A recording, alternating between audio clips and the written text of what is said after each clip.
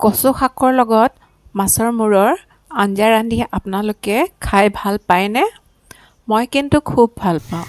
এগালমান আদা নহৰু দি আৰু সৰহকৈ জালুক দি এই তৰকাৰী ৰান্ধিলে মই খাই খুব ভাল পাওঁ। আজিও মোৰ ওচৰত দুটামান ৰৌ মাছৰ মূৰ পৰি আছিল। তাকে কিহৰ লগত ৰান্ধো বুলি ভাবি থাকোঁতে ফ্ৰিজটো খুলি গৈ দেখিলোঁ কেইদিনমানৰ আগত অনা অলপ ডালকচু আছিল। সেইবাবে আজি ভাবিলোঁ মাছৰ মূৰকেইটাৰ সৈতে এই ডালকচু কেইডালকে ৰান্ধোঁ।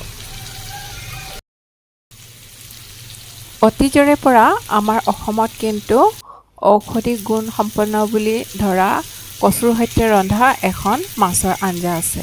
সেইখনত অৱশ্যে গৰৈ, মাগুৰ, শিঙি আদি জীয়া জীয়া মাছেৰে ৰন্ধা হয় আৰু সাধাৰণতে যেতিয়া কাৰোবাৰ ঘৰত নতুন শিশুৰ জন্ম হয় তেতিয়া মাতৃগৰাকীক এই গৰৈ, মাগুৰ, শিঙি আদি মাছৰ লগত কচু তৰকাৰীৰ এখন জালুকীয়া আঞ্জা ৰান্ধি খোৱা হয়।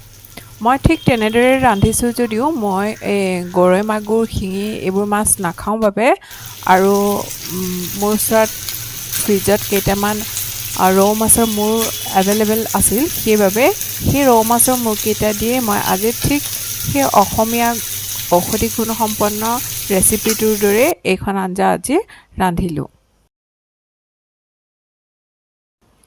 কচু শাক মোৰ খুব প্ৰিয় হয়। কচু শাক মচুৰ দাইলৰ লগত বিলাহী দি ৰান্ধিলেও খাই ভাল পাওঁ বা অকল কচু শাক সৰহকৈ আদা নহৰু দি ৰান্ধিলেও মই খাই খুব ভাল পাওঁ। আৰু আজি যেনেকৈ মই ৰান্ধিলোঁ এনেকৈ ৰান্ধিলে অকণমান কচুৰ তৰকাৰীৰ সৈতে এক থাল গৰম গৰম ভাতো খাই দিব পৰা যায়। মোৰ ল'ৰাটোৱে অৱশ্যে মাছ খাই ভাল নাপায়।